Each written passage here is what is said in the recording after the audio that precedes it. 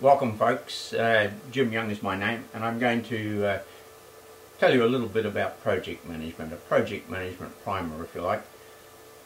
Essentially I'm going to talk to some slides that I've prepared. Incidentally, the talk's going to be a bit ad-lib, I haven't rehearsed it. Brief introduction to project management by myself, and I describe myself there as a experienced project practitioner and trainer, and managed a variety of projects and written several papers and books on the discipline. And these are the things that I'm going to talk about, folks, just briefly. A bit of terminology, some local projects, types of deliverables, types of work and workloads, project deliverables and benefits, project parameters and their priority, project and product life, hierarchy of project work, project risk-reward profiles, project management challenges, external constraints, matrix organisation, key project stakeholders, project organisation, project manager's job, project management framework or methodology, project management life cycle, project management principles, and one or two final reminders at the end. I anticipate it'll take about 15 minutes. Terminology. Well, I'm not going to go through a whole list of terms, but there are a couple that we need to be familiar with perhaps. A project is a temporary endeavour undertaken to create a unique product, service or result. That's the Project Management Institute's definition, and I rather like it, and I'll tell you why I like it.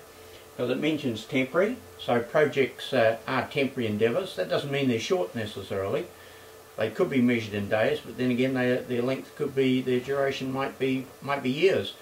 The important thing is there is a completion date, so if you're undertaking a project and you haven't got a completion date, I'd say get one quickly. It'll be bypassed by a whole bunch of other work. And unique too. There's not degrees of uniqueness, but every project is a wee bit different. Incidentally, temporary doesn't necessarily apply to the final deliverable. That's what's left behind after you've done the project. That final deliverable might be permanent or at least semi-permanent. And here's a fairly wordy definition of project management. I see it as leadership, planning and control needed to achieve the project goal, and usually one has to accomplish that goal within certain constraints: scope, time, cost and quality. And there we are, other terms, they're defined in the framework at Appendix 1, and you can look that up on my website if you wish, download it free of charge. Here are some local projects just to really show you the variety of things that are projects. Back in the 1950s, projects were pretty much confined to engineering and construction endeavours, but now they're pretty much any job that's got a completion date. Mining for gold or coal, establishing Super Auckland or maybe even Super Wellington, having a wedding, yeah, getting married is a project, probably staying married is a project too, or a series of maintenance tasks, but each of those can be managed as a project, can't they? Selling state assets, mining Coromandel and so forth.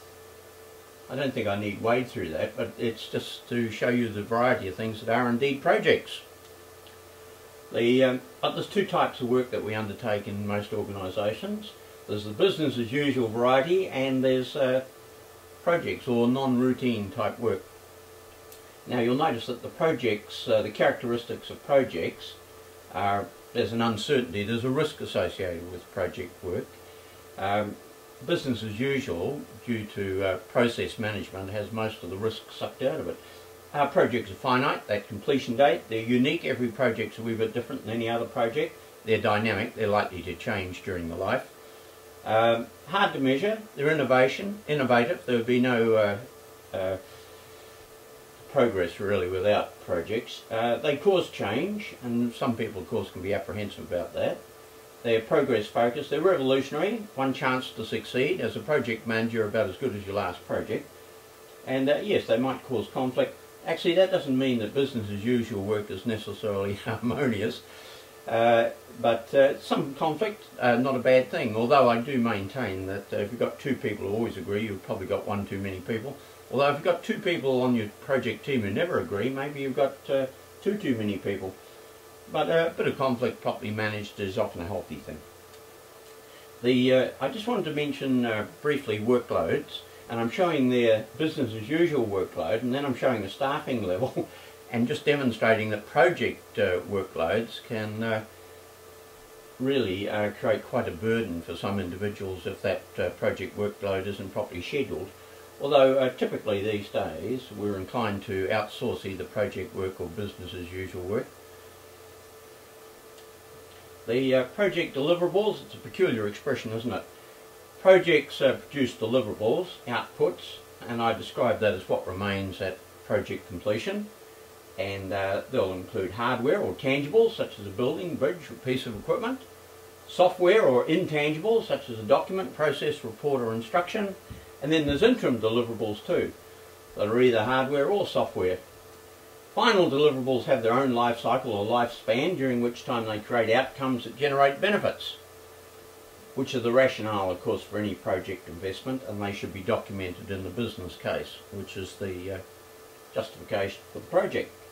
In fact, one might describe a project as a benefits-led change initiative. I quite like that definition.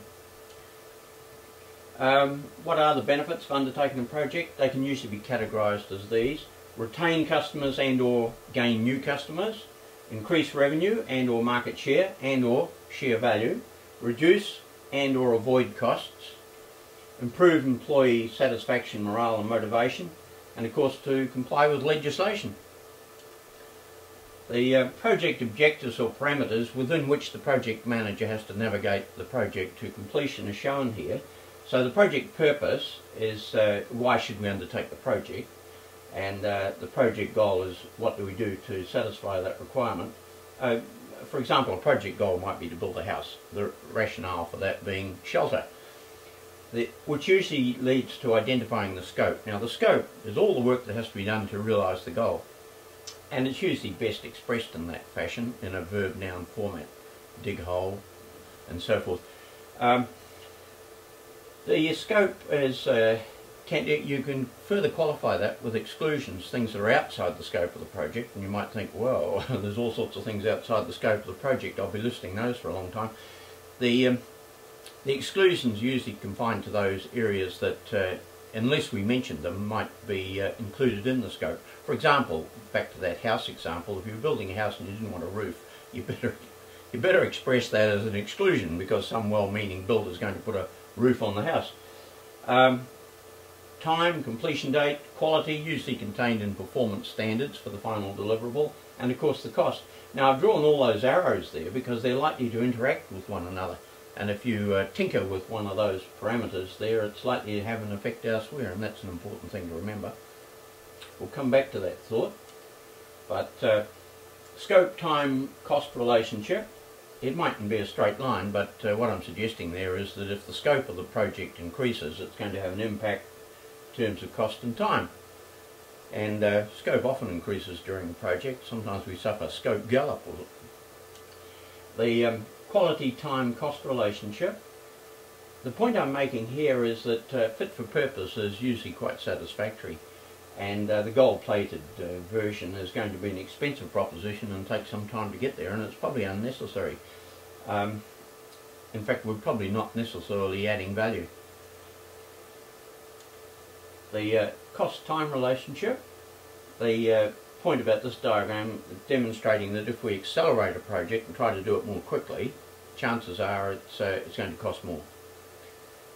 And conversely, if it takes longer, and projects may well take longer for all sorts of reasons, maybe it's a construction project vulnerable to the weather, and people find themselves holed up in a motel perhaps, noses pressed to the window, waiting for the weather to improve, well, they're incurring a cost too, because the likelihood is that not only they, but there's equipment lying idle too.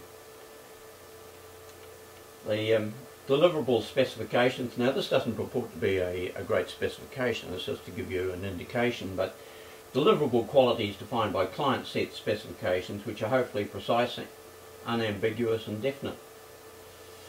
Yes, adjectives and adverbs are not good things to have in specifications, and where you can, quantify it, try to put a figure in the specifications. It makes it a lot easier for the project manager and everyone involved. But I've shown two types of specifications there, fit for purpose and gold-plated. You'll notice, for example, a pencil, ballpoint pen.